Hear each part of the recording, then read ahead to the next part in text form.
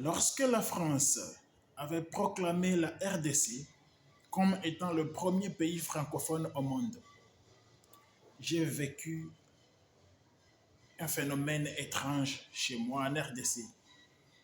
Les autorités scolaires en ont fait cas lors des rassemblements avant l'entrée des élèves dans les salles de classe, pour les motiver à bien parler la langue française, à bien apprendre, à bien se concentrer sur la langue française.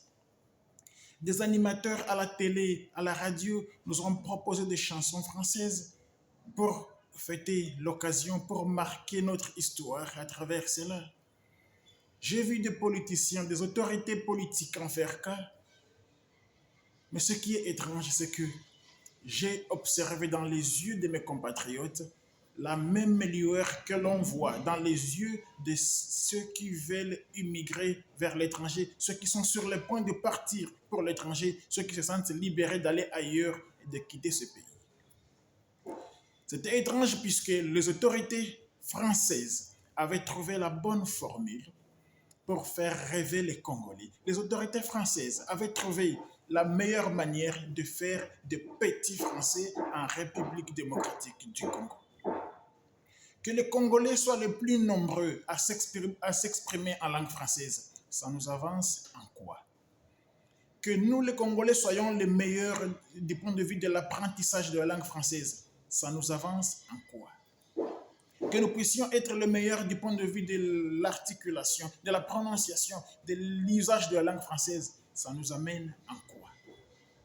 Que nous puissions avoir la meilleure méthode d'apprentissage du français chez nous, ça fait avancer la RDC en quoi? La chose la plus simple est celle-ci. Qu'est-ce que l'autorité française a voulu inculquer à la RDC?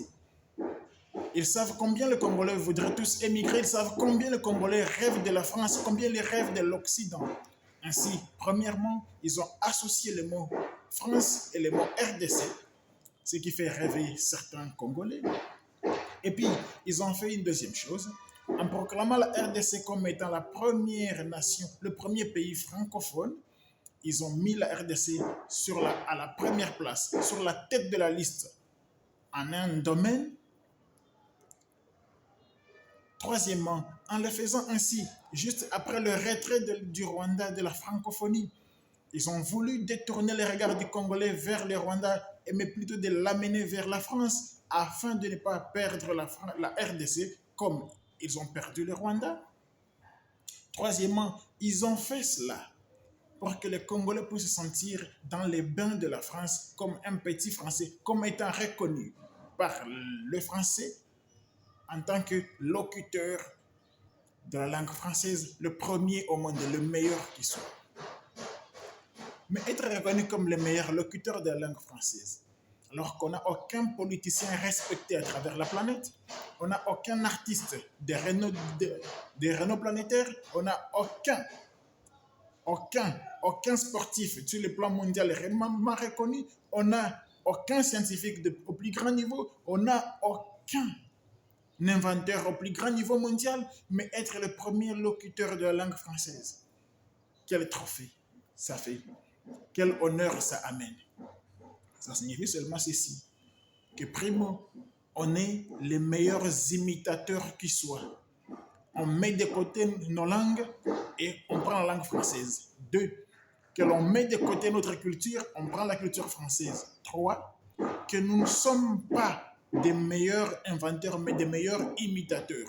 4, que nous ne sommes pas fiers d'être nous-mêmes, mais on est fiers d'être des Français en miniature. 5, que nous ne sommes pas affiliés, nous ne sommes pas axés, nous ne sommes pas vraiment ancrés dans notre culture et que notre identité nationale n'est pas prise en compte.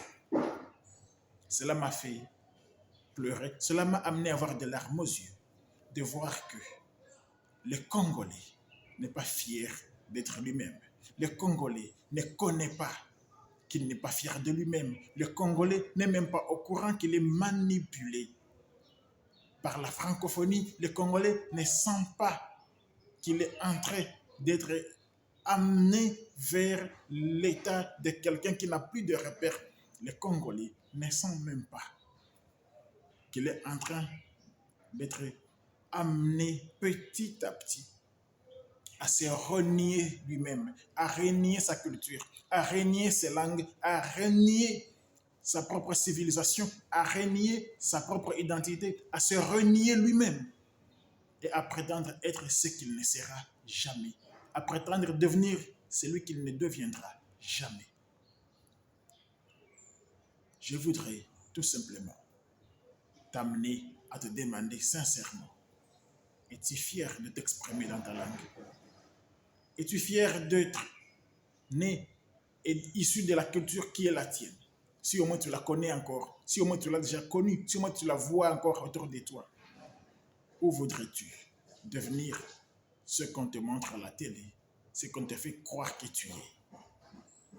Mais n'oublie pas, prends soin de toi, prends soin de ta culture, prends soin de ta langue, prends soin de ton identité, car sans cela, tu vas droit vers l'extinction.